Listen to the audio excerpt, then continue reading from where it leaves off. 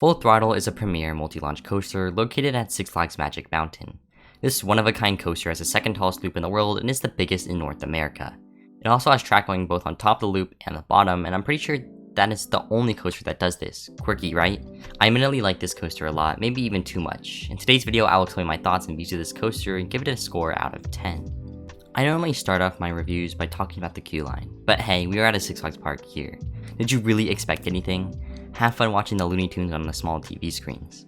Although in all honesty, one of my most cherished theme park memories is waiting in this queue line of Full Throttle. I don't know how to explain it, but the memory of waiting this long line on a cold December night with all my friends just got ingrained into my brain so much, and it's the most memorable moment of this park for me.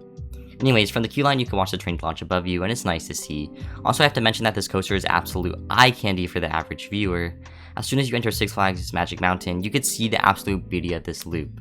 Funny story, waiting for the park to open, some kid asked his dad what this coaster was, and the dad said, Goliath. Low-key pissed me off. Stupid GP, am I right? Once you're up to the station, you'll notice that the train's seat 9 rows of 2 for a total of 18 riders. There's only a lap bar, which is amazing since you get so much hang time in that vertical loop. There's a seatbelt as well. The trains are your typical premier trains, the ones you would cram into. If you have watched some of these videos before, you know that I like premier trains. I know I'm weird. I'm not at all bothered by this, and I think these trains are very comfortable, especially because it does not have a comfort color.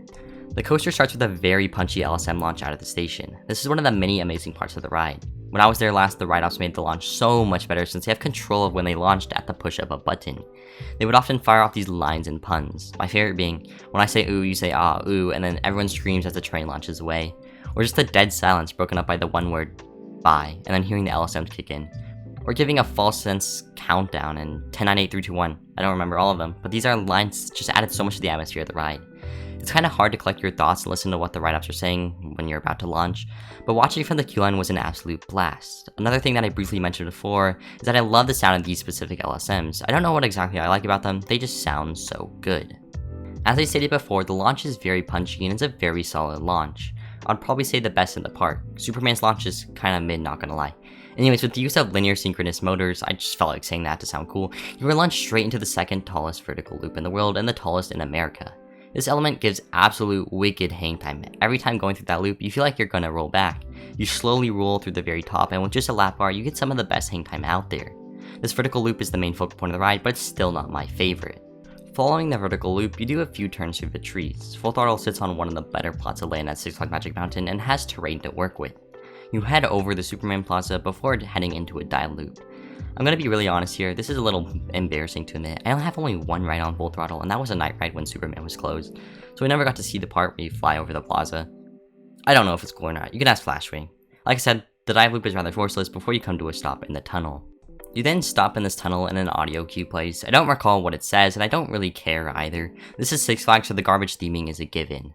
The launch is a swing launch, so you launch backwards first. God, I can't think of a worse way to phrase that sentence. The backwards launch is okay, it's obviously not going to be as punchy, and if you're sitting in the front of the train, it doesn't do as much in the back.